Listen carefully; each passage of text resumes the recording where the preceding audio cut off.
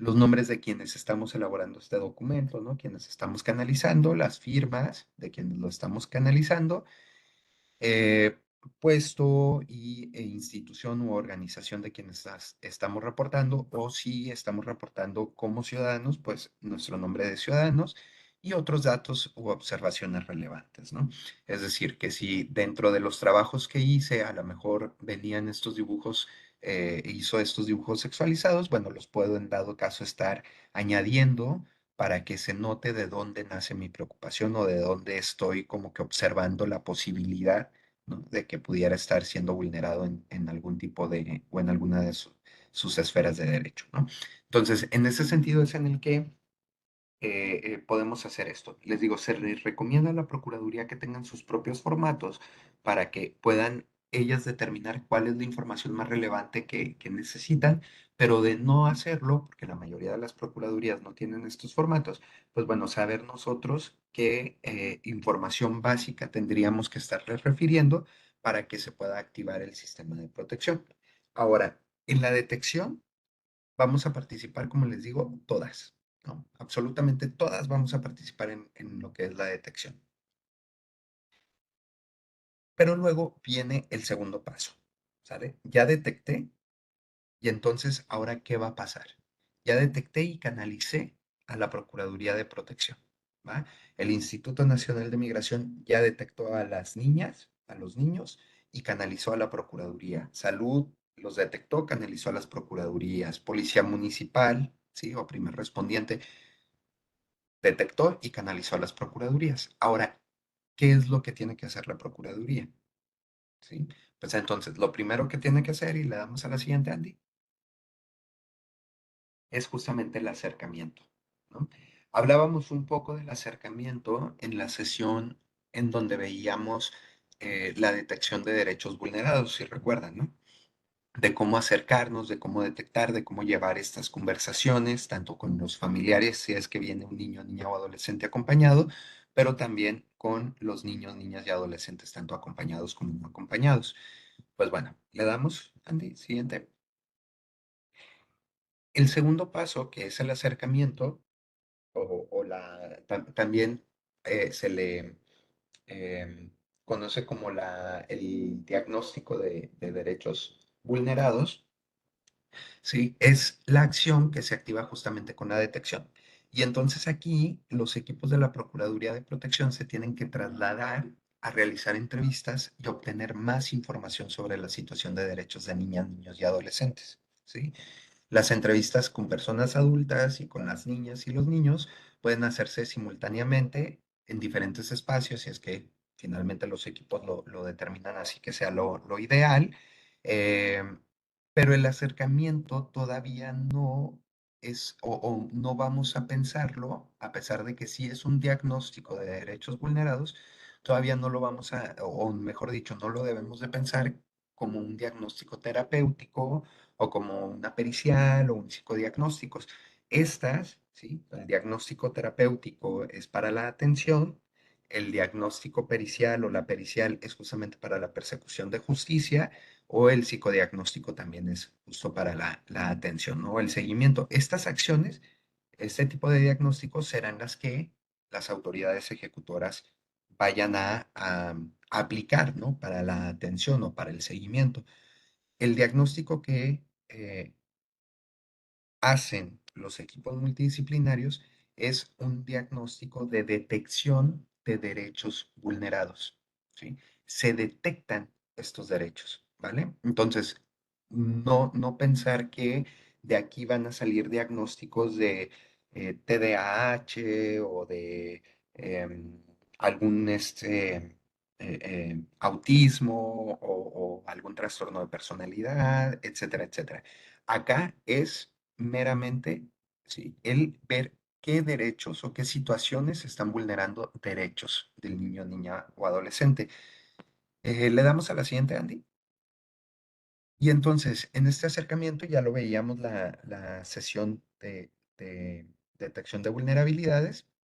Veíamos que el acercamiento con la familia, si es que viene un niño o tenemos presencia de un niño o niña acompañada, tiene que estar buscando estos tres grandes aspectos. Ya lo veíamos, el grado de negación en las personas adultas, el grado de afectación emocional de las personas adultas a cargo del niño, niña o adolescente y la existencia y alcance de recursos familiares y comunitarios.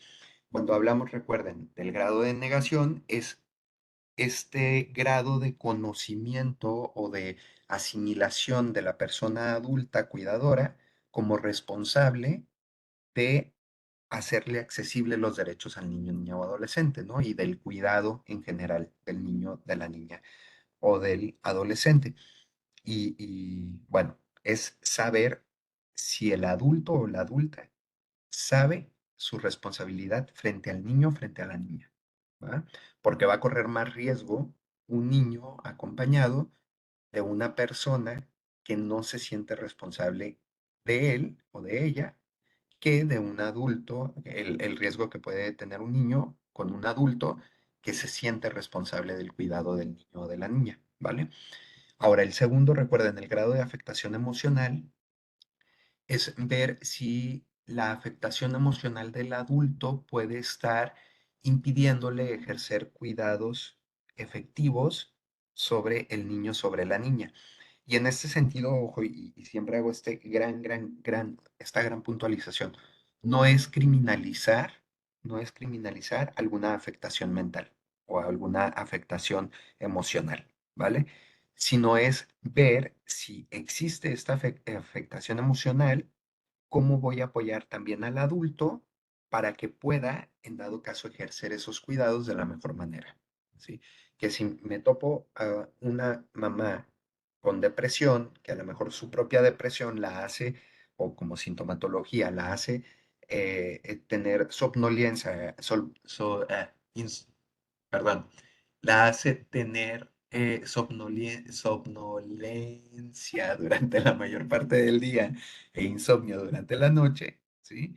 Entonces se la pasa durmiendo gran parte del día, tal vez no va a estar ejerciendo los cuidados de la mejor manera, pero no por eso quiere decir que voy a separar, por ejemplo, o que la Procuraduría tenga que separar a esta familia, sino que tiene que buscar alternativas para que esta afectación emocional pueda llegar a ser atendida y que pueda ejercer cuidados efectivos para el niño o para la niña, ¿vale?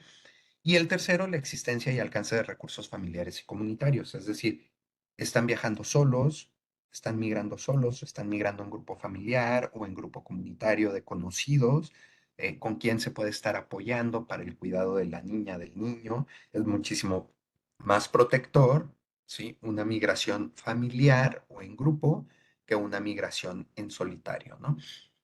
Entonces tengo que estar, o los equipos tienen que estar viendo estos tres aspectos con la familia. Y con la niña, niño o adolescente, le damos a la siguiente, Andy. Recuerden los aspectos que tiene que estar buscando en este acercamiento o en estas entrevistas es, uno, la vulneración de derechos que puede estar viviendo el niño, la niña o el adolescente, pero ojo, y siempre recuerden, la niña o el niño no va a llegar a decirles, me están vulnerando mi derecho a participación, o me están vulnerando mi derecho a acceso a las tecnologías, o mi derecho al esparcimiento, o mi derecho de asociación. No van a llegar a decirles de esta manera, ¿no? Sino que a los equipos multidisciplinarios o los equipos multidisciplinarios tienen que tener esta charla para poder ver la situación general y poder estar viendo esa vulneración de derechos en las actividades diarias que va teniendo la niña, el niño o el adolescente.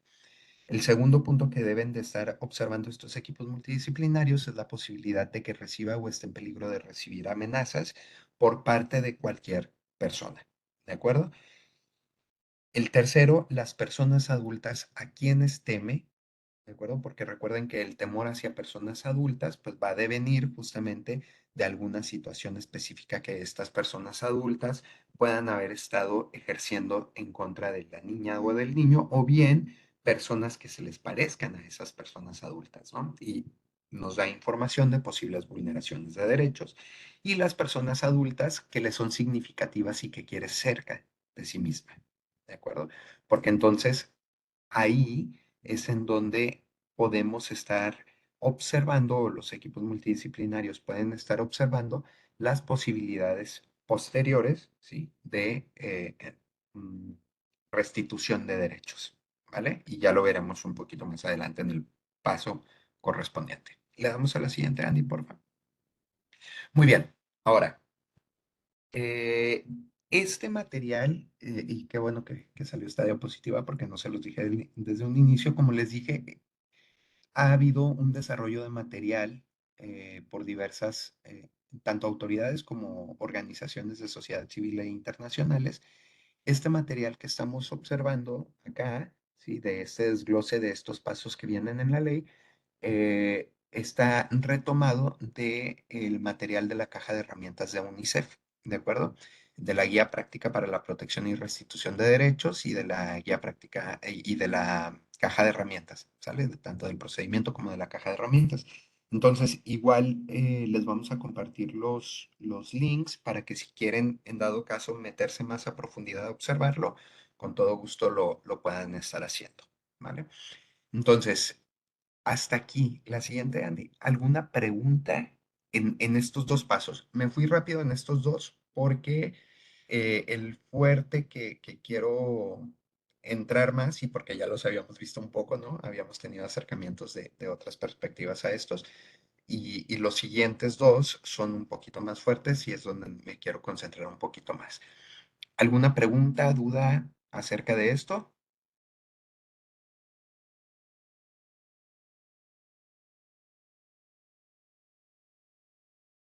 Sí, adelante, Adriana. Bueno, yo tengo una duda, o sea, sobre todo la parte que es, yo no había podido estar en las anteriores sesiones, pero a lo mejor ya lo platicaron, ya lo discutieron. Hace aproximadamente, que fue como 2 años, hubo la reforma a lo de a la ley de protección del niño migrante, bueno, del niño, niña y adolescente migrante. Y justamente en la parte de la detección, pues es, se manifestaba que ya ninguna persona que estuviera en compañía de un menor de edad migrante, pues podía ser llevado a las estaciones migratorias, ¿no? Y en algún momento, dentro de la práctica migratoria, en asistencia a las oficinas de migración, las oficinas de representación, los mismos agentes migratorios mencionan que hay veces que llegan las personas para la regularización y ellos se dan cuenta que son niños que desconocen al adulto con el que van, pero realmente no se puede hacer nada o ellos en ese momento no se sentían capacitados o no podían hacer algo porque mencionaban que pues ellos nada más están como para entregar documentos y no hacer más preguntas. Entonces, en este aspecto, se le puede dar una capacitación a las oficinas de representación para que puedan tener detección de estos casos de niños que a lo mejor pues son vulnerados y que ni siquiera son familiares del adulto con el que están.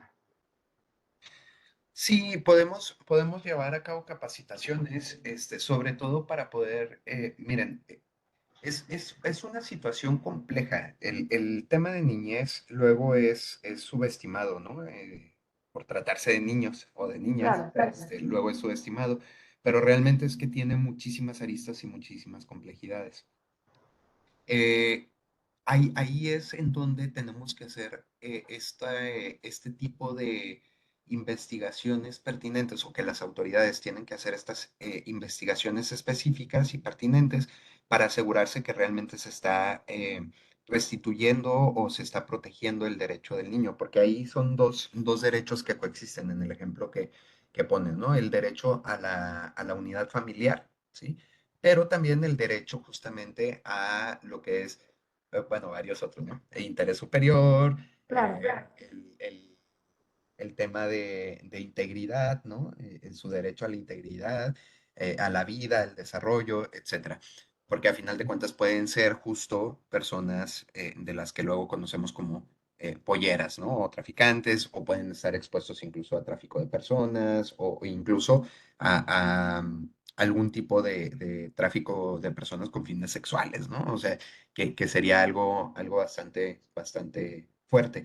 Entonces, por eso existe justamente estos procedimientos. Los estados lo han manejado de diferentes maneras cada uno de los estados. Hay estados en los que el instituto no brinda documentación a solicitudes de las propias personas, ¿no? Es decir, si viene un grupo familiar, hace su cita para la oficina de trámites solicitando la regularización por TBRH, por ejemplo, en el supuesto de que están acompañando a un niño, una niña, un adolescente. Luego las oficinas de trámite, pues no los atienden y no les expiden documentación. Eh, Hay otros estados en los que sí hubo esa situación en algún momento y ya la cambiaron a que no. Este, y hay otros estados en las que sí, pero, es decir, sí te puedo regularizar, ¿sí? Por TBRH, por el inciso B, de niñas, niños y adolescentes que marca la ley de migración, pero te voy a regularizar siempre y cuando la Procuraduría me emita una medida de protección diciéndome que te regularice. Es decir, y aquí creo que es en donde se deben de entender las atribuciones de cada una de las instituciones. El instituto per se, si bien es cierto, tiene que hacer una aplicación del interés superior de la niñez como una norma procedimental, ¿no? Perdón, como un principio jurídico interpretativo, no es la autoridad responsable de determinar el interés superior en sentido procedimental, sino que ese trabajo es de la Procuraduría de Protección. Entonces, aquellos lugares en donde el instituto ha optado con, si te doy la TBRH por venir acompañando a niñas, niños o adolescentes, pero si es que la Procuraduría me da la medida de protección, solamente así te regularizo, pues no está tan alejada del derecho, ¿no? O sea, ahí no está tan alejada como tal del derecho. Porque a final de cuentas la Procuraduría valoraría y, e investigaría justamente esta relación de parentesco, o bien que el instituto se asegure justo de esta relación de parentesco, ¿no? Que sería la forma en la que se pudiera hacer y solamente mandar a tal vez aquellos casos en donde sean familias por costumbre y no tengan la acreditación documental para ver estas relaciones familiares, ¿no? O filiales que pudieran llegar a generarse. Entonces, sí es un tema bastante complicado, es un tema bastante nuevo, a pesar de que la reforma ya lleva 4 años, ¿no? En el tema de migración, la reforma fue en noviembre del 2020, la armonización de la ley general a la ley de migración, fue en 2020, pero aún no está 100% operativizada y hay hasta cierto punto bastantes lagunas en varios supuestos que pueden estar poniendo en riesgo a niñas, niños y adolescentes, ¿no? Entonces, yo lo que diría es que este es un trabajo conjunto, este es un trabajo de que si el instituto detecta, a ver, el instituto su trabajo a lo mejor es justamente el regularizar, como dices, ¿no, Adriana?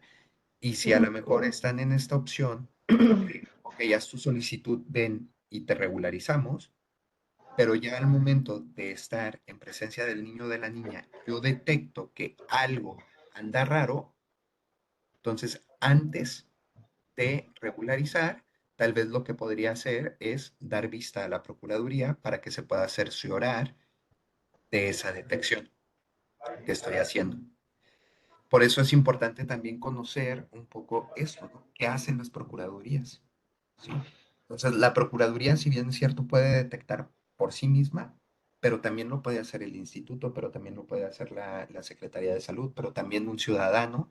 Y una vez que se detecte, entonces sí iniciar este proceso de investigación para asegurarme que efectivamente no se están vulnerando derechos. Si el instituto detecta alguna irregularidad, lo ideal es que el instituto inmediatamente dé vista a la Procuraduría para que haga la investigación correspondiente que le compete hacer a la Procuraduría. Entonces, ahí es en donde se hacen estos engranajes.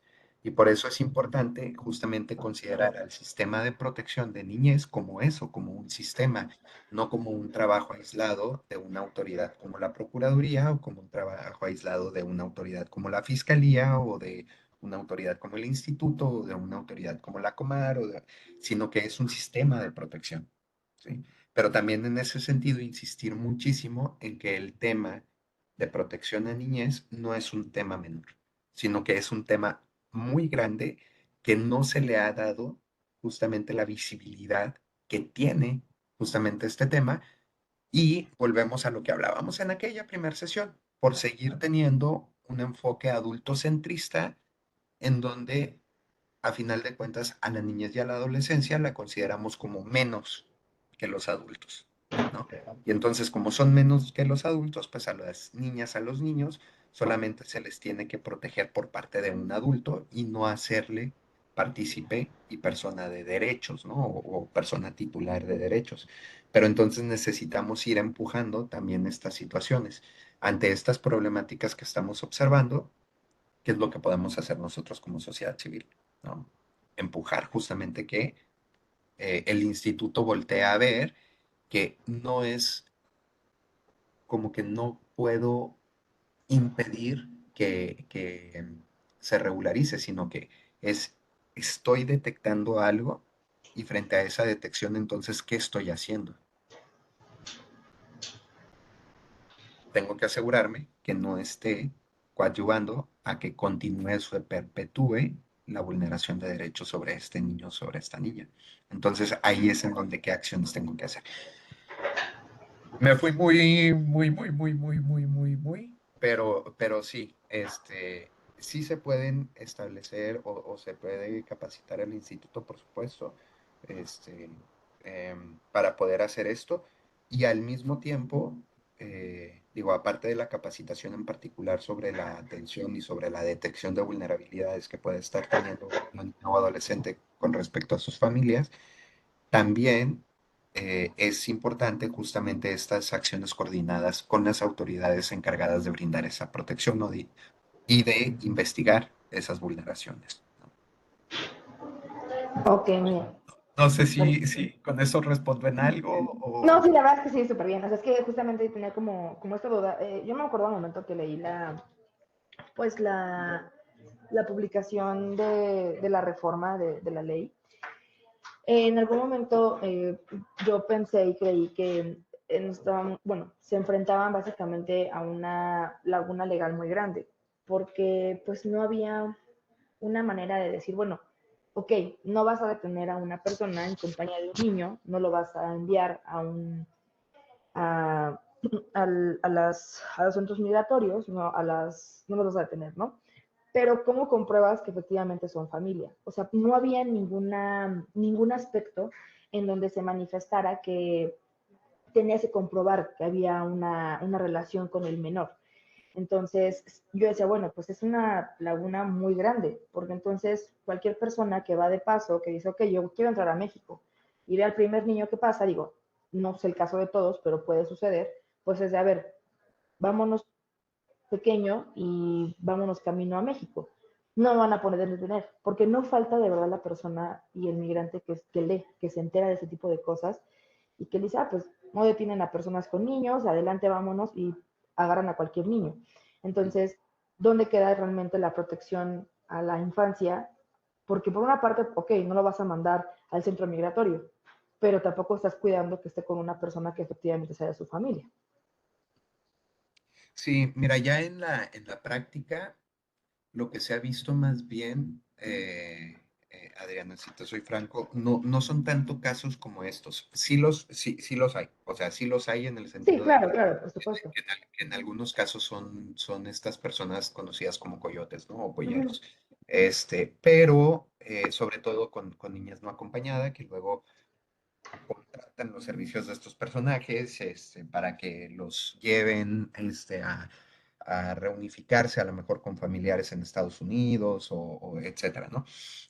Eh, pero más bien lo que ha estado sucediendo es justamente lo contrario. O sea, este otro tema de preocupación ha sido a la inversa en el sentido de que la mayoría de las veces incluso hay separación de familias por no comprobación de vínculo familiar. Entonces, muchas veces lo que hemos estado detectando desde sociedad civil es que los separan o incluso trayendo documentos, ¿no? El instituto luego los llega a separar, manda a estación migratoria a los adultos y a la procuraduría manda a las niñas, niños y adolescentes, ¿no? Y de pronto incluso ha pasado que existen estos retornos de las personas adultas, ¿sí? Em, pues porque son adultos, ¿no? Y las niñas, niños los dejan a disposición de las procuradurías en los centros de asistencia social del DIF. O que de pronto, cuando hacen estas separaciones, para la reunificación es complicadísimo porque luego las procuradurías, en este afán justamente de evitar este tipo de situaciones, pues piden actas apostilladas, piden documentación que en sí no llegan a tener las personas en ese momento y que si, por ejemplo, son personas con necesidades de protección internacional, incluso ha habido manifestaciones de algunas procuradurías de regrésate a tu país por tu documento y luego vienes por tu hijo, ¿no? Entonces, también existe, lo que más hemos visto es esta otra contracara, ¿no? De justo, eh, em, pues vaya, esta situación de vulneración, por ejemplo, al derecho a vivir en familia por situaciones ya más administrativas que aunque pudieras corroborar de alguna otra manera, las autoridades luego quieren que sea la manera más oficiosa o u oficial posible, y justificándose justo en este sentido de protección a la niñez, ¿no? Pero pues también tenemos que decirlo, esto hace que se vulneren otros derechos, ¿no? Entonces, si no hemos llegado o no se ha llegado en esta reforma al punto medio en donde pueda existir esta armonía, ¿sí? Entre la restitución de derechos y la parte administrativa, ¿no? Que luego se pueda llegar a pedir. Entonces, sí, son muchísimos supuestos los que ocurren y justo es entendible, pero al mismo tiempo es entendible la otra postura, ¿no? Entonces, sí estamos en un trabajo todavía eh, de impulsar que eh, que este acceso a derechos realmente sea efectivo y que ponga en el centro el interés superior de la niñez, ¿no? Porque también hay que decirlo, en algunas ocasiones todavía se sigue viendo con una visión migratoria más que con una visión de enfoque de derechos de infancia y adolescencia. Como por ejemplo, igual los retornos, ¿no? Los retornos a país de origen de niñas, niños, adolescentes, se sigue mirando con esta perspectiva cuando el retorno tiene que obedecer a la reunificación familiar. ¿Sí? Pero una reunificación familiar que contemple el interés superior y el que contemple el interés superior es que podamos decir que van a estar siendo respetados y accediendo a sus derechos, no solamente al de la unidad familiar, sino a sus derechos, ¿no? En general, y que no los voy a estar poniendo en riesgo si en dado caso existe esta reunificación familiar en país de origen. Por eso, para empezar, este tema de los retornos de niñas, niños y adolescentes, tendríamos también que empezar a llamarlos no retornos, sino reunificaciones familiares en país de origen, porque esa sería la motivación, ¿no? De ese retorno. Pero bueno, ahí nos podemos ir de hilo, ¿no? A todo esto. Eh, pues bueno, no sé alguna otra pregunta o puntualización del mismo comentario, a lo mejor digo, no contesté o sí contesté, espero que sí. Sí, al menos a mí la verdad es que me contestaste, te agradezco mucho. De acuerdo, Adriana, gracias. Muy bien. Entonces, habiendo desahogado estos dos pasitos, vamos a ver los siguientes dos.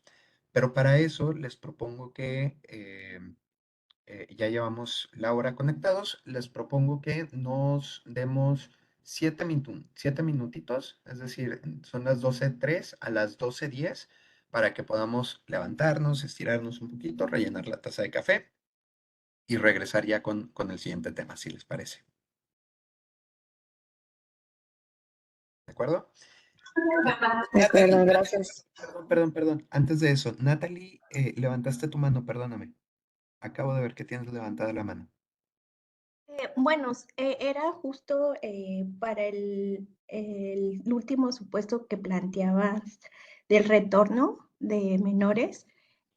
Nosotros justo tenemos un caso así que fue acogido por la Procuraduría por supuestamente un tema de violencia, pero esta situación de que dices que es todo un sistema, como hubo un tema de una supuesta violencia hacia el menor, eh, se levantó pues la denuncia y el niño fue retornado a su país de origen, pues con peligro porque era solicitante, sin que se recabaran ni siquiera la entrevista del menor ante la agencia del Ministerio Público, sin que hubiera datos de prueba más que el estado físico del menor, que no había en sí nada más que justo cicatrices de su progenitor que estaba en su país de origen, que por eso venían huyendo. Entonces, eh, esa situación, pues se supone justo que es un sistema y de hecho la Ministerio Público me preguntaba, es que cuando yo le dije, creo que quieren retornar al niño y dice, no, de hecho le dijo a la mamá, no te preocupes, eso no lo pueden hacer hasta que yo no integre mi investigación, hasta que yo, pues no determine. Y pues sí, sí pasó, sí lo hicieron. Entonces, pues justo es ese sistema, pues en la realidad pues no se ve y justo se están justificando por el interés superior del menor en que fue retornado. Entonces, bueno, aquí, bueno, sí pasa. Sí, sí pasa.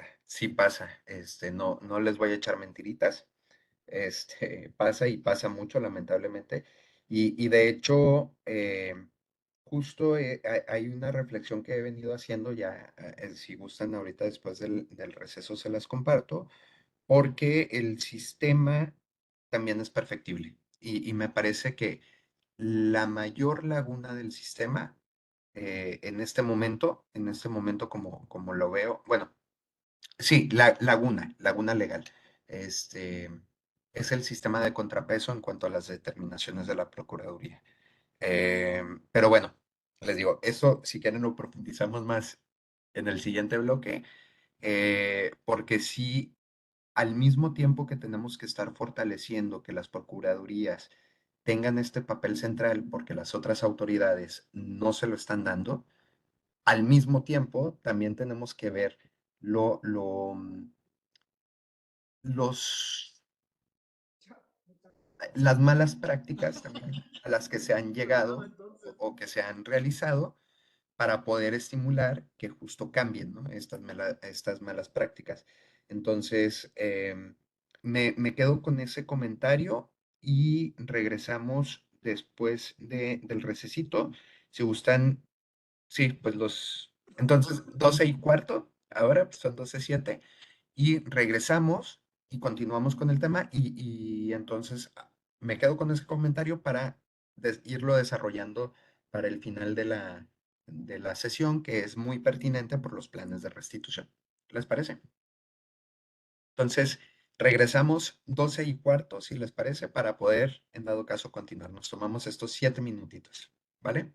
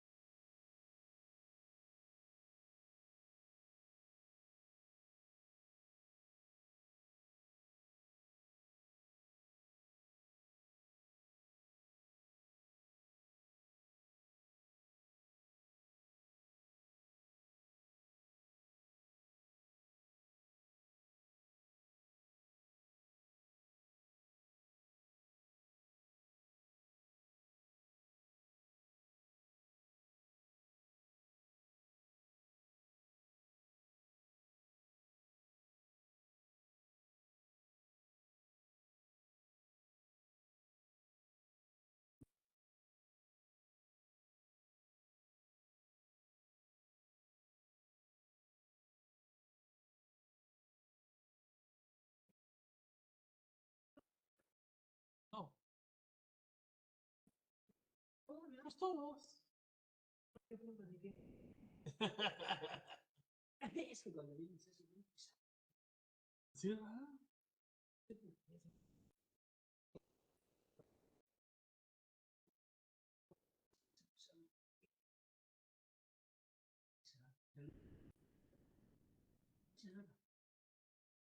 Sí, sí, sí, sí. Sí, pues, bueno.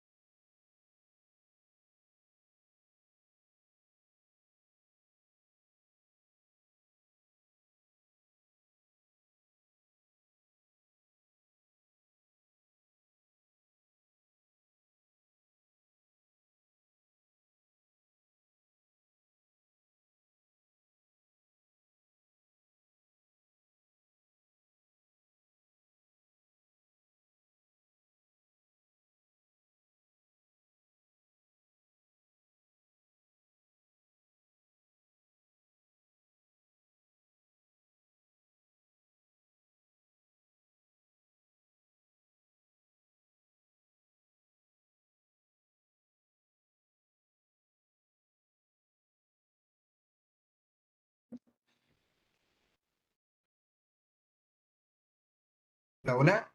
¿Estamos listas? ¿Listos? Listos. Excelente, entonces.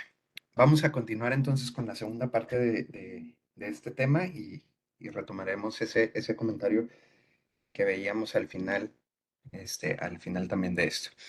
Entonces, los siguientes pasos que tendrían que pasar, ¿sí? Y que la ley lo estipula, como les comentaba, son justo la identificación de derechos vulnerados como tercer paso y el cuarto, la elaboración de diagnóstico y los planes de restitución de derechos.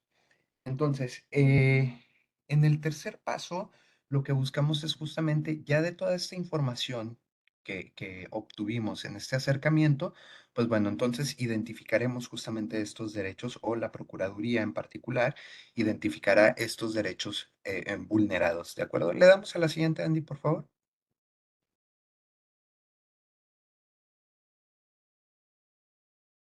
Perfecto. Y a la siguiente, por favor.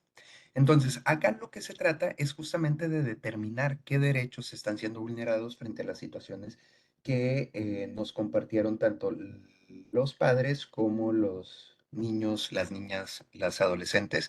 Sí, y es el análisis justamente de esta información, ¿no? Que obtuvimos.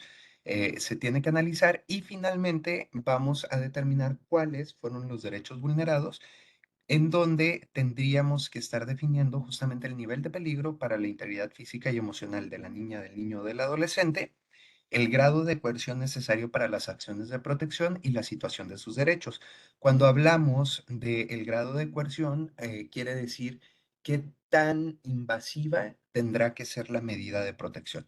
Va a haber medidas de protección que solamente se van a referir a que se brinde un servicio como tal, pero va a haber otras medidas de protección que van a ser invasivas a derechos también de los padres, como por ejemplo cuando se limita su representación originaria con el objetivo de garantizar la integridad física y emocional de la niña o del niño, ¿no? Que se limita o que se suspende, digamos, la representación originaria. Cuando pasa esto, pues es una medida evidentemente muy coercitiva porque tiene que estar ocurriendo una situación de vulneración de derechos bastante grave por parte de los progenitores o de los cuidadores del niño o de la niña para poder, en dado caso, retirarlo de ese ambiente o retirarla de ese ambiente, ¿no? Pero justo esto lo vamos a determinar frente a la información que obtengamos de estos acercamientos que hemos tenido. Le damos a la siguiente, Andy, por favor. Ok, y en ese sentido, sí, tenemos, como les mencionaba, que saber cuáles son los derechos, ¿no? Y mínimamente tendríamos que estar observando los derechos que enuncia la ley general de derechos. Son 20 capítulos, ¿sí? Que marca la ley general y cada capítulo tiene, en cuanto al tema de derechos y cada capítulo es un derecho, ¿no? Digo, ahí se desglosa, digamos, un poquito más en la propia ley, lo irán viendo si la revisan, ¿sí? Que si hablamos del derecho a la vida, a la paz, a la supervivencia y al desarrollo, pues bueno, vienen en este capítulo una serie de supuestos y el derecho de prioridad, otra serie de supuestos, el derecho a la identidad, etcétera, etcétera. Entonces, todos estos derechos son los que debemos de traer el feeling siempre que tengamos o siempre que se vaya a hacer un trabajo de esta índole para saber qué es lo que se está vulnerando, ¿de acuerdo? Y ya sabiendo, en dado caso, frente a las situaciones que logremos identificar en estos acercamientos, podemos hacer cuáles de estos, podemos saber cuáles de estos derechos están siendo vulnerados y por ende generar estrategias o acciones que se tengan que llevar a cabo para poder restituir justamente esos derechos, ¿vale? Ahora, aquí son 1, 2, 3, 4, 5, 6. Son 19 derechos los que tengo enunciados acá, ¿vale? El 20º derecho es un apartado, ¿sí? Que se llama tal cual derechos de niñas, niños y adolescentes migrantes. ¿Por qué lo extraigo de aquí? Les digo, existe este apartado y este apartado trae sus supuestos también, pero lo extraigo para que no se confunda, ¿sí? Que solamente esos derechos que vienen enunciados en la ley general como derechos de niñas, niños y adolescentes migrantes son los derechos de las niñas, niños y adolescentes migrantes, ¿de acuerdo? Es decir, todos los derechos enunciados en la ley general son para todas y todos los niños, niñas y adolescentes con independencia de su situación, en este caso de su condición migratoria. ¿Qué es lo que pasa acá? Que existen ciertas particularidades o ciertas posibles vulneraciones de derechos en niñez que está migrando, que se creó este apartadito en particular. Pero no se confundan que solamente son esos los derechos que les asisten a las niñas, niños y adolescentes migrantes, sino que son todos estos, o que son esos, más todos estos, ¿de acuerdo? Es decir, derechos de niñas, niños y adolescentes son derechos de niñas, niños y adolescentes, con independencia de cualquier situación, ¿vale? Entonces, nada más comentarles, ese apartado de niñez y adolescencia migrante, pues bueno, tiene consideraciones específicas por los procedimientos extraordinarios, digamos, que tienen que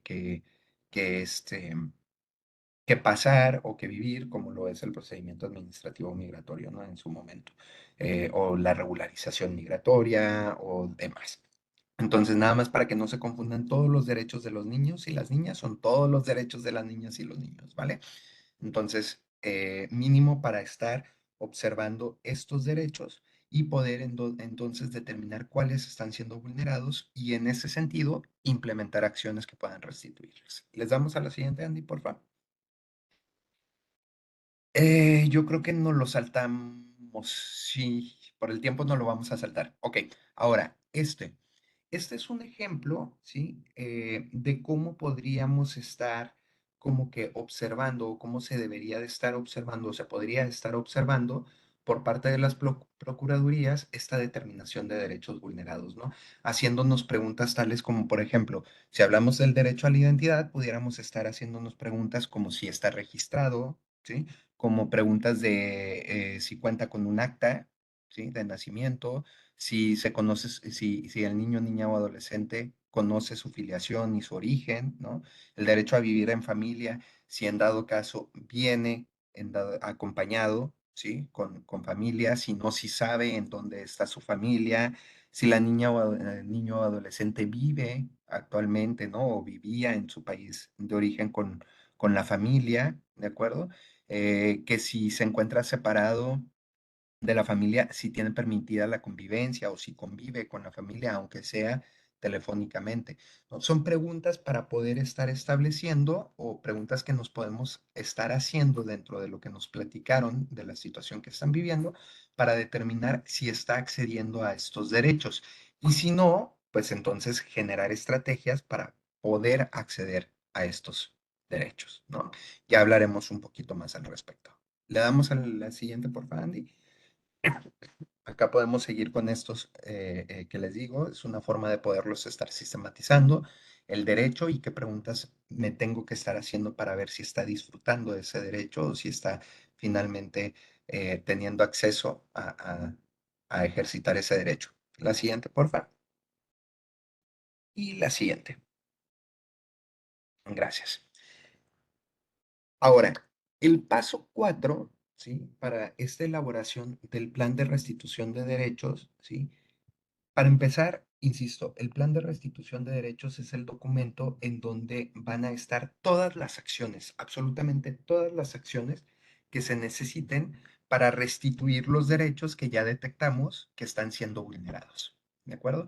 Entonces, este documento va a contener estas acciones que a estas acciones se les van a conocer como medidas de protección.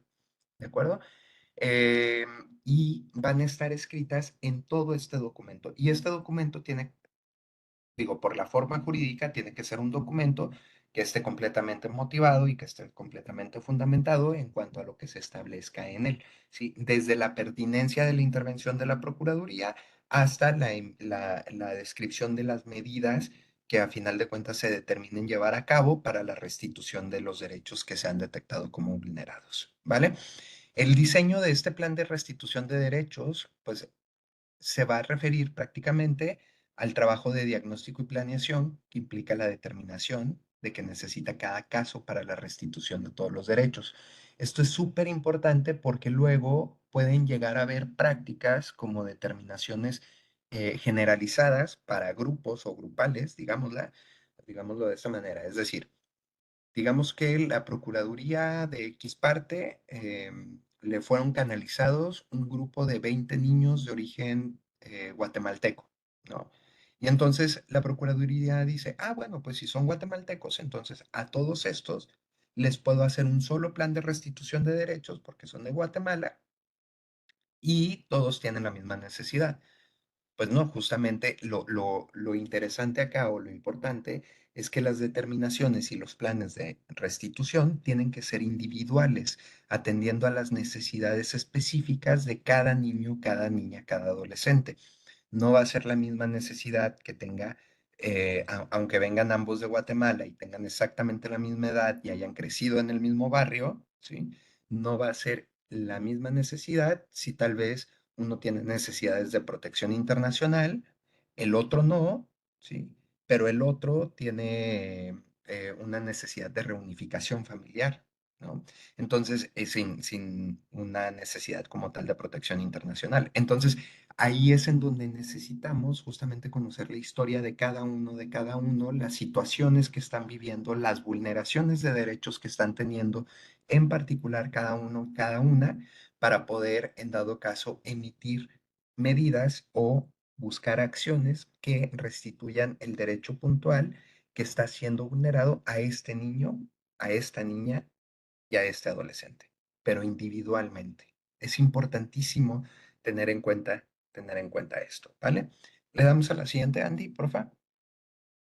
Ahora, todo plan de restitución tiene que incluir las medidas de protección especial, ¿sí? Y también se enuncian las urgentes, aunque ya se hayan aplicado. Ahorita hablamos de las medidas. Pues estas medidas tienen que estar a cargo de las instituciones, es decir, las procuradurías, digamos que es el ente emisor de medidas de protección, es el ente que observa, determina vulneraciones de derechos y finalmente determina también cuáles son las acciones más em, propicias para poder restituir ese derecho vulnerado, pero no es la autoridad que las va a restituir. Es decir, ¿sabes qué? Para poder restituirle el derecho a un niño, necesita tener servicio médico de consultas constantes, acceso a educación pública y acceso a recreación. No sé, un ejemplo, ¿no? Son los tres derechos vulnerados que se detectaron con el niño A, ¿no? Y entonces ya detecté que estos son los derechos o ya determiné que estos son los derechos vulnerados, entonces, ¿qué acciones necesito? Pues necesito inscribirlo a un sistema de seguridad social, ¿sí? De salubridad. Necesito inscribirlo a un sistema educativo y necesito garantizar que a final de cuentas tenga espacios de esparcimiento o programas de esparcimiento, ¿no?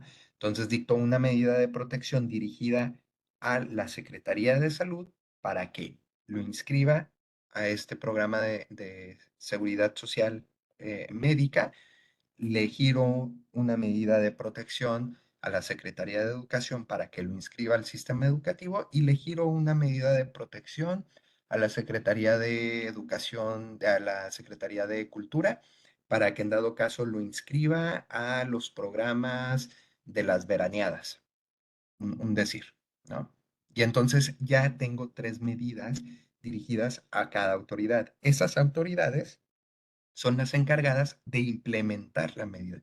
Es decir, mientras la Procuraduría va a ser una autoridad, ¿sí? Que emite, es decir, emisora de medidas de protección, todas las demás que se necesiten o a las que les gire estas medidas de protección van a ser autoridades ejecutoras de esas medidas de protección. Tienen que ejecutar esas medidas para poder llegar así a la restitución integral de los derechos vulnerados. Ahora, en todos los casos, el plan de restitución de derechos debe de incluir las medidas de protección especial requeridas para acercar recursos y atención especializadas a las personas adultas para que puedan fungir como garantes. Lo que les mencionaba un poco ahorita, ¿no? Si el adulto o el cuidador del niño, niña o adolescente tiene alguna situación de emocional, ¿sí? Que le impide ser garante efectivo de los derechos del niño, niña o adolescente, entonces también tengo que pronunciarme para que estas medidas alcancen a los adultos en función del derecho del niño o de la niña. ¿Va? Entonces, tal vez conseguir atención médica o psicológica para el adulto, o incluso si a final de cuentas el tema también es la situación de subsistencia alimentaria, también tengo que asegurarme que el adulto, si es que viene acompañado o si tiene un cuidador, este niño o esta niña, sea capaz de proveerle la subsistencia requerida. Entonces, a lo mejor mi medida de protección como Procuraduría va a ser también una medida hacia la Secretaría de Desarrollo Social, por ejemplo, para que lo incluyan en bolsa de trabajo, ¿sí? O hacia la Secretaría de Hacienda, para que le faciliten el trámite de la consecución del RFC, para que pueda iniciar a laborar y pueda finalmente poder garantizar la subsistencia de la niña, del niño, del adolescente. ¿De acuerdo? Es decir, si bien es cierto, las medidas son en función de la restitución de derechos de niñas, niños o adolescentes, estas pueden llegar a alcanzar a las personas adultas cuidadoras del niño, niña o adolescente en función de garantizar o de promover que sean garantes, ¿sí? Que sean garantes efectivos de los derechos de este niño, niña o adolescente, ¿vale? Y otra consideración es que la condición de pobreza, ojo con esto, o de afectación a la salud física o emocional de las personas adultas, nunca pueden ser motivo para vulnerar su derecho a vivir en familia. ¿De acuerdo? Solamente aquellas situaciones en las que exista peligro para la integridad física o emocional justificado, valorado y razonado de manera suficiente puede hacer que exista una limitación al derecho a vivir en familia. ¿Vale? Pero si es pobreza o si es una situación de enfermedad de la persona adulta a cargo o cuidadora, lo que se tiene que buscar es subsanar en la persona adulta o cuidadora esta situación para que pueda ser garante efectivo de los derechos de las niñas, niños o adolescentes. ¿Va? Vamos bien. Si en dado caso hay alguna duda, recuerden, levanten la manita o quítenme la voz, abran su micrófono sin miedo, porque luego no alcanzo a ver si hay manitas levantadas, ¿vale? Ahora, el plan de restitución de derechos va a necesitar, para que pueda ser construido, un directorio de recursos federales, locales y municipales, porque no voy a poder, en dado caso, emitir una medida si no sé que existe una autoridad que puede ejecutar esa medida. Entonces, necesito saber con qué cuento en mi localidad, ¿sí? ¿Qué servicios tengo? Que si tengo hospitales, que si en los hospitales tengo pediatras, que si tengo paidopsiquiatras incluso, ¿no? Para alguna situación de atención especializada, ¿de acuerdo? Entonces, necesito saber con qué cuento en mi localidad, cuántas escuelas, con cuántas escuelas cuento, en qué zona están, porque si a lo mejor vienen acompañados estos niños y se encuentran viviendo en una colonia, rentando algún lugar, pues bueno, a lo mejor la inscripción tiene que ser cerca de esa colonia, ¿no? Para poder evitar algunos riesgos en el sentido del traslado, ¿vale? Entonces, necesito saber con qué cuento, con qué programas cuento, y este directorio me va a ayudar. El diagnóstico del nivel de peligro es justamente esta valoración que se hace con estas entrevistas, con estas investigaciones, ¿sale? Con el niño, niña o adolescente y con sus familiares, ¿sale? Si viene acompañado, obviamente la entrevista con los familiares va a ser presencial, si no viene acompañado tendría que ser a lo mejor vía telefónica, etcétera, etcétera. Pero necesito esta información para poder determinar este diagnóstico de nivel de peligro. Y entonces, que no me pase que lo vaya a retornar a país de origen justificado en una reunificación familiar cuando esto va a implicar que lo voy a poner en riesgo de una persecución por alguna pandilla, ¿no? Entonces necesito este diagnóstico de nivel de peligro y necesito la verificación de los derechos vulnerados. ¿Cuáles son estos derechos para poder, en dado caso, emitir una o varias medidas por derecho vulnerada? Recuerden, no necesariamente voy a emitir solamente una medida por un derecho vulnerado. Probablemente y muy seguramente por cada derecho vulnerado tengo que emitir 3, 4 medidas para poder asegurarme que sea restituido ese derecho vulnerado. ¿Vale? Le damos a la siguiente, Andy, por favor. A la siguiente. Ok. Ahora, estas medidas que ya tanto hemos estado hablando, la ley marca dos tipos de medidas en particular, ¿no? Que se pueden estar emitiendo.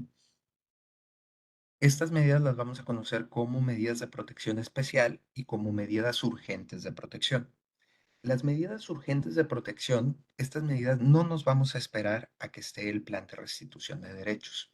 Se van a incluir y se van a enunciar que se aplicaron esas medidas, pero justo como estas medidas están motivadas en riesgos inminentes contra la vida, la libertad o la integridad de la niña, del niño o del adolescente, se van a activar desde el momento en que me doy cuenta que puede haber que puede existir una vulneración de derechos. Por ejemplo, que si existe una sospecha de una violencia sexual cometida en contra de una niña, ¿sí? De 5 años que viene viajando con su papá, no me voy a esperar, ¿sí? A toda la investigación para empezar a emitir medidas de protección, ¿sí? Sino que inmediatamente en cuanto yo me dé cuenta de esto, yo, Procuraduría, voy a empezar a emitir medidas de protección urgentes. Y a lo mejor lo primero va a ser atención médica, ¿sí? Para que puedan en dado caso revisarla y ver que esté bien de salud, pero al mismo tiempo voy a estar emitiendo una medida de protección dirigida hacia la Fiscalía de Investigación para que pueda iniciar la investigación, pero al mismo tiempo tengo que asegurar que si está siendo violentada sexualmente por el papá que viene acompañado, pues bueno, tengo que limitar en este momento la posibilidad de la repetición, ¿sí? Y entonces, mientras sean peras o sean manzanas, mientras se da toda esta investigación, urgentemente tengo que poner a la niña o tengo que asegurarme que esta niña se encuentre a salvo, ¿no? De estas situaciones de agresiones sexuales. Puede ser que después de la investigación resulte que no exista una violentación, ¿sí? Sexual en contra de la niña y entonces puedo echar atrás las medidas porque hubo un cambio de situación. Pero si no, lo que tengo que asegurar, ¿sí? Es que inmediatamente es que no existe el riesgo de que se siga perpetuando, por ejemplo, esta violencia, ¿vale? Entonces, las medidas urgentes de protección son las que voy a activar en cuanto me doy cuenta, ¿sí? No me voy a esperar al plan de a llegar a a este paso del plan de restitución de derechos. Pero cuando llego a este paso, sí tengo que incluir lo que ya se hizo. En este documento del plan de restitución de derechos, se giró oficio a la Secretaría de Salud con una medida de protección para la atención médica ante la sospecha de bla, bla, bla, bla, bla. Se giró oficio o se giró medida de protección a la Fiscalía Especializada de la Mujer, por ejemplo, para que llevara la investigación sobre ta, ta, ta, ta, ta, ta, ¿no? Y entonces las voy a incluir en este plan de restitución como acciones que se realizaron, ¿sí? Pero se realizaron en pasado porque fueron urgentes, ¿vale? Pero también voy a incluir en este plan de restitución las medidas de protección especial, que las medidas de protección especial van a ser todas las acciones que se necesiten realizar para poder restituir todos los derechos. Es decir, los derechos que no hayan sido restituidos mediante medidas urgentes de protección, los que no ponían en riesgo la libertad, la integridad, ¿sí? O del niño, niña o adolescente, o la vida del niño, niña o adolescente, entonces los voy a restituir con medidas especiales de protección. Y aquí van a entrar a lo mejor el acceso a la escuela, el acceso a un sistema de salud regular, ¿no? Las de la urgencia ya los vimos con las medidas urgentes, pero a final de cuentas las consultas subsecuentes, que se le inscriba a un sistema de salud, que a lo mejor tenga espacios lúdicos, recreativos, que si a lo mejor el derecho a su participación, el derecho a su prioridad, el derecho a acceso a tecnologías, a la unidad familiar, es decir, todas aquellas situaciones que no me lo están poniendo en riesgo de muerte o en riesgo de su libertad o su integridad física o emocional, entonces esas sí pueden esperar a este paso, pero las otras tienen que activarse, ¿vale? Entonces tenemos estos dos tipos de medidas. Ambas se van a colocar en el plan de restitución, unas enunciando lo que ya se hizo como medida urgente y las otras enunciando las medidas que se tienen que hacer para una restitución integral, ¿vale? Le damos a la siguiente, Andy, por favor. Y justo hablando de las medidas de protección, estas, hay varias vías, sobre todo en cuanto a las urgentes.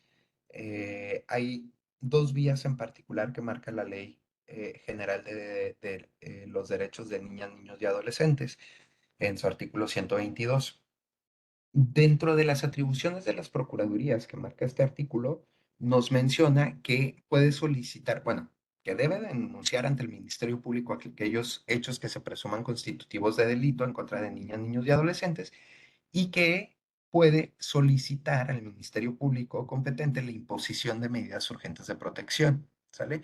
Cuando exista el riesgo inminente contra la vida, integridad, libertad.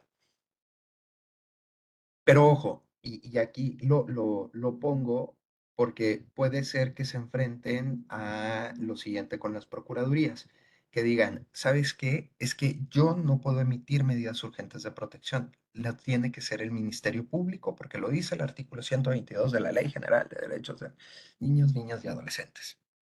Sí, sí lo dice que puede solicitarle a la Procuraduría, ¿vale? Pero también lo que nos dice es, le das a la siguiente, Andy, por favor. En ese mismo artículo, en la fracción séptima, que puede ordenar fundada y motivadamente, bajo su más estricta responsabilidad, la aplicación de medidas urgentes de protección, ¿sí? Cuando exista riesgo inminente contra la vida, integridad, libertad de niñas, niños o adolescentes. Y en ambos casos, tanto en el caso del Ministerio Público, que las emite el Ministerio Público, como en el caso de que las emita la Procuraduría de Protección, en ambos casos tendrán que ser ratificadas, ¿sí?, por autoridad jurisdiccional. Es decir, hay que ir a presentarlo a un juez, porque estas medidas en particular, las urgentes, tienen que ver con situaciones delictivas generalmente, ¿no? Porque están poniendo en riesgo su vida, su integridad, ¿sí?, o su libertad. Entonces, estamos hablando de comisión de delitos y por ende, estas medidas, su coerción o el nivel de coerción de estas medidas es alto y tienen que ser ratificadas por juzgado, en este caso, juzgador familiar.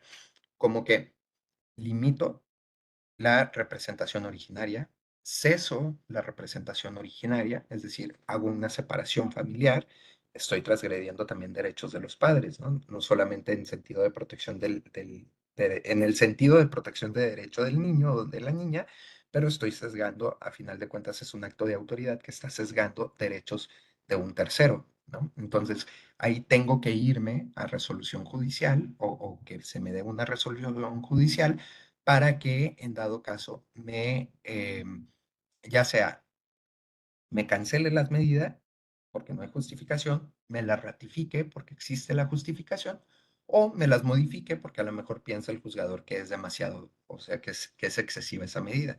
Pero a final de cuentas, este tipo de medidas se tienen que llevar a juzgados familiares, ¿vale?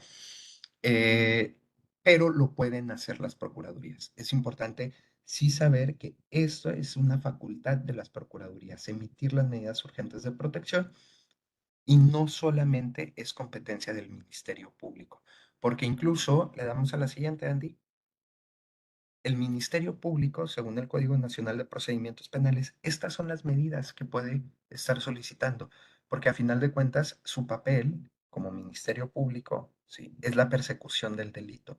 Y entonces su Código Nacional de Procedimientos Penales está arraigado justamente a la protección de la víctima en este sentido. Estas son las medidas que marca el Código de Procedimientos Penales, ¿no?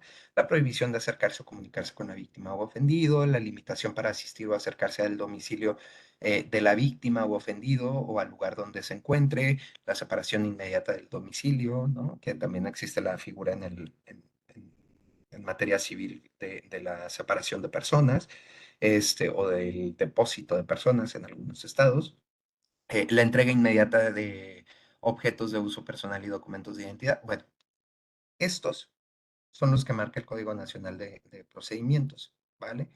Pero, y mejor dicho, la Procuraduría puede ir más allá en el sentido del interés superior, marcando medidas de protección específicas ratificadas frente a juez, ¿no? Entonces, ahí es en donde tenemos, digamos, también esta situación que debemos de estar analizando para poder, en dado caso, coordinar los esfuerzos entre las autoridades y que pueda ser efectiva esa protección que se requiera para un niño, para una niña, para un adolescente. Va. Vamos a la siguiente, Andy, por favor. Acá, alguna de las medidas urgentes que marca la Ley General de Derechos de Niñas, Niños y Adolescentes es el ingreso a un centro de asistencia social, justamente para brindarle techo, alimento, este derecho a la subsistencia, ¿no? O a la supervivencia, la atención médica inmediata, ¿sí? O cualquier otra acción que resguarde al niño, niña o adolescente de un riesgo inminente. La Ley General de Derechos de Niñas, Niños o Adolescentes no marca como tal, como una medida urgente de protección, la regularización migratoria. Pero ojo, no lo marca porque a final de cuentas es un derecho que también ya está consagrado en otra legislación que se tendría que estar dando de oficio, ¿no?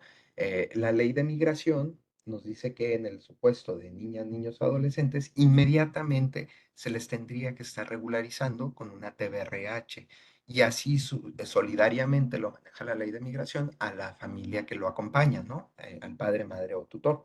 Em, Sin embargo, no se está dando. Entonces, a consideración del de la voz, debería de decir que la TBRH también es una medida urgente de protección, ya que a través de esta medida de protección puede acceder a los demás derechos sin ningún tipo de problema administrativo, ¿no? Porque ya va a tener una CURP o va a poder tramitar la CURP ante la RENAPO, ¿sí? O bien, si hay este acuerdo con el Instituto de Migración, que en algunos oficinas las hay, ahí mismo le emiten la, la CURP provisional y por ende con esta CURP puede acceder fácilmente a educación pública, a salud pública, ¿sí? Y a todos los programas que pueda llegar a estar accediendo mediante este registro de CURP, ¿de acuerdo? Ahora, ojo con estas medidas urgentes de protección. Estas siempre tienen que ser provisionales y debe de tener un término fijado, ya sea por tiempo o por cambio de circunstancia, ¿sale? Hay que revisar los recursos institucionales de procuración e impartición de justicia, porque como les digo, estas medidas urgentes van de la mano con la comisión de delitos. Entonces, sí o sí va a tener que involucrarse tanto procuración de justicia como impartición de justicia, es decir, fiscalías y juzgados.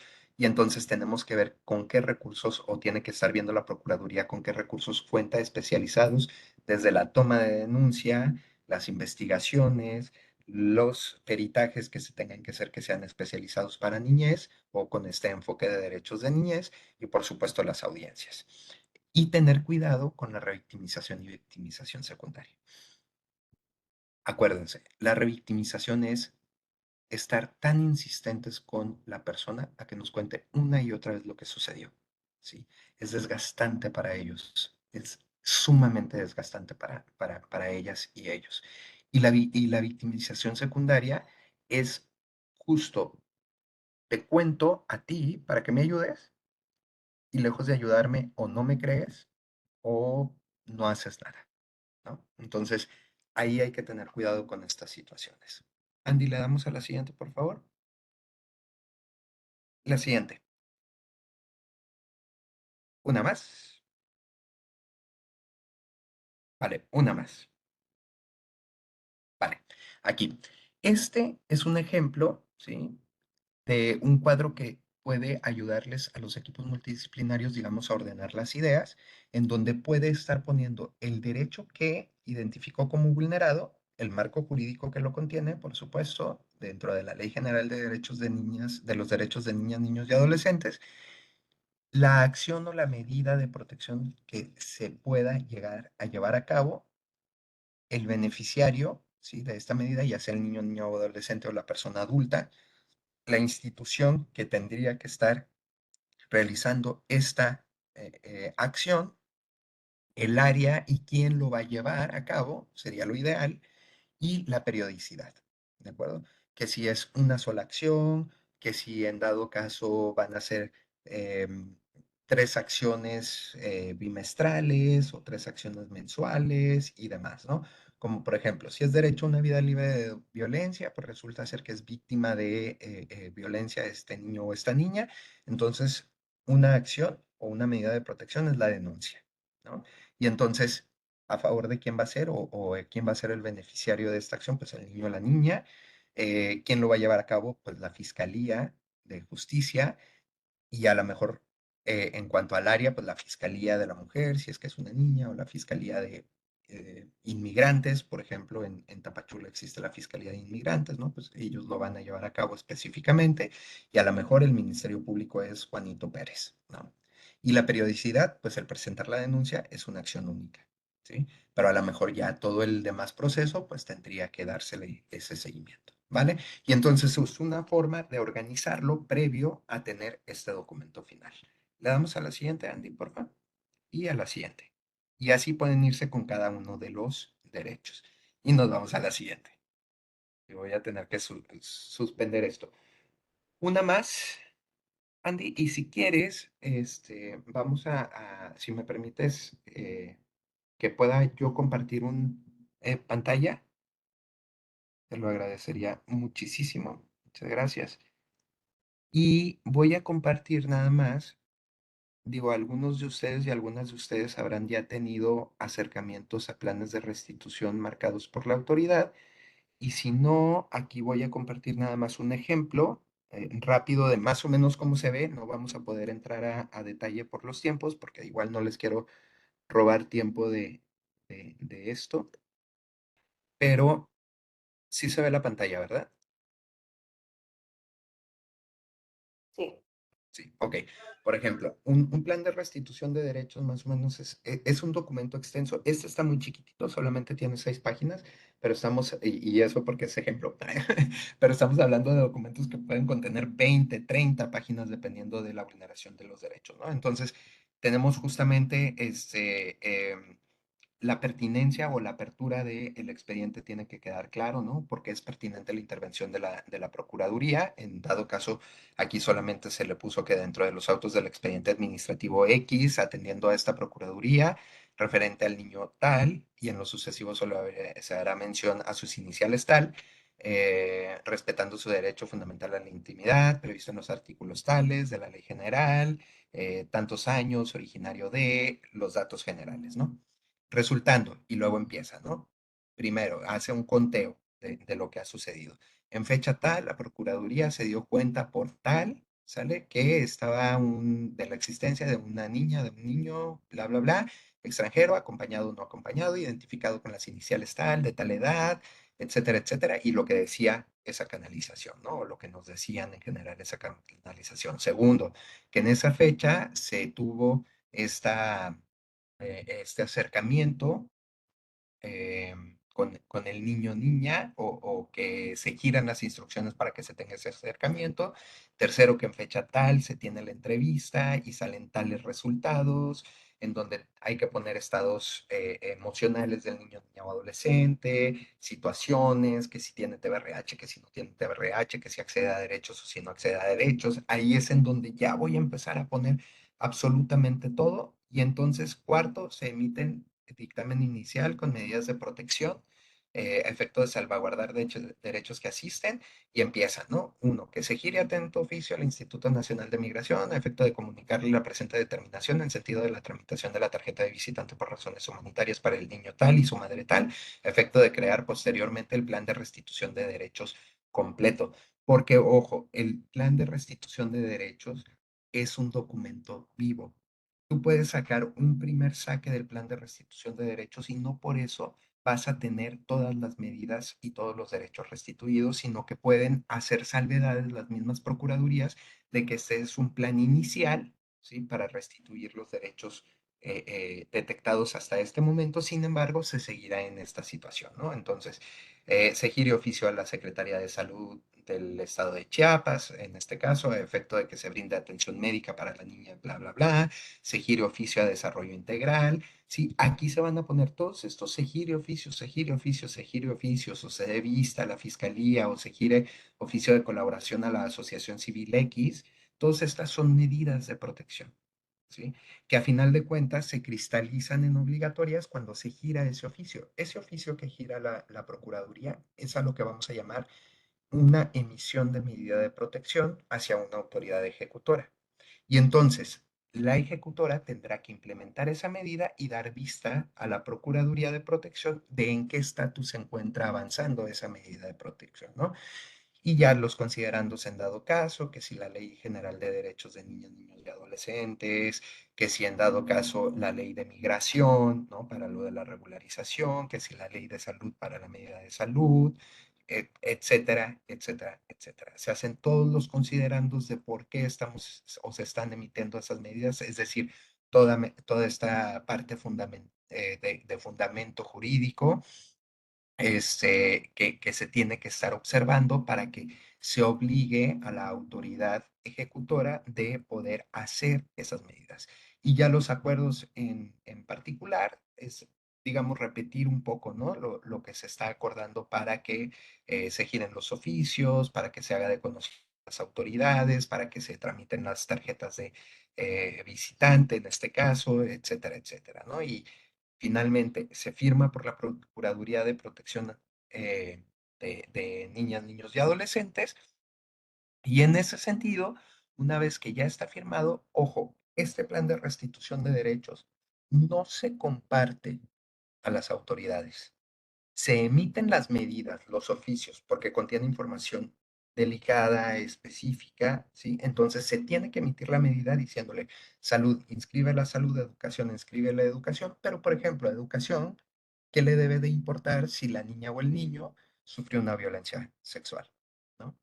Entonces ahí es en donde se guarda este plan de restitución específicamente para la Procuraduría. Lo único, y sí lo tengo que decir, es que la ley de migración lo que sí dice es que se tiene que compartir el plan completo con el instituto. Entonces, ahí sí, digamos que estamos un poquito atados solamente con el instituto, pero frente a todas las demás autoridades, no deben de estar compartiendo el plan completo, sino las medidas de protección específicas. ¿Vale?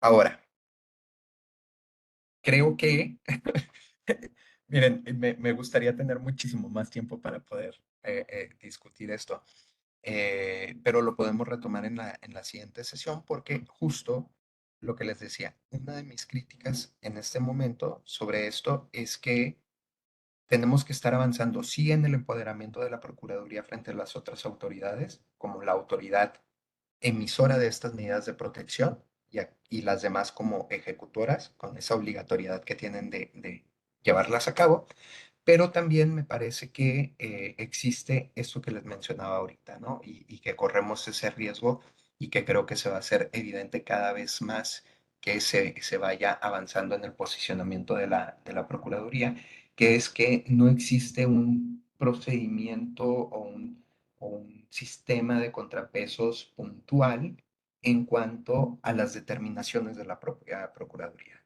Sobre todo, ese riesgo es mayor de que no se respeten derechos para la niñez no acompañada, porque la niñez no acompañada generalmente está en CAS, en centros de asistencia social de gobierno, ¿sí? Al cuales la Procuraduría permite o no permite el acceso de, por ejemplo, organizaciones de sociedad civil y a final de cuentas nadie más que la Procuraduría se está dando cuenta de cómo son sus determinaciones y lo que contienen sus determinaciones y cómo llegó a sus determinaciones. Y entonces, si no existe esta situación y si un niño se opone o una niña se opone o no quiere las medidas que son dictadas por la Procuraduría en ese plan de restitución de derechos, ¿ante quién podría exigir o solicitar que se revisen esas medidas para que sean cambiadas? Ante la misma Procuraduría solamente. Entonces, ahí hay un sesgo en cuanto a el acceso, ¿sí? a una, llamémoslo representación jurídica en general, ya no lo llamemos representación originaria, ni coadyuvante, ni en suplencia, a una representación jurídica efectiva para el niño, niña o adolescente que atienda a los intereses de este niño, niña o adolescente, ¿no? Entonces, también es un tema que necesitamos estar poniendo sobre la mesa porque necesitamos estar impulsando también mecanismos que garanticen al niño, niña o adolescente el acceso a los derechos que le asisten, y uno de esos es justamente la participación, ¿sí? Y que se tome en cuenta su opinión frente a estas determinaciones de autoridad, ¿no? Entonces, bueno, yo lo dejaría aquí un poquito. Lo podemos seguir retomando y platicando ya más a detalle la siguiente sesión. Este, que veríamos los últimos dos pasos, y ahí aparte quiero tener un tiempo ya un poquito más de charla para poder hablar con ustedes, pero por lo pronto yo lo dejaré hasta aquí, preguntándoles o animándoles a que si tienen alguna duda, alguna pregunta, algún comentario, me lo hagan saber con toda confiancita. Róbenme el micrófono.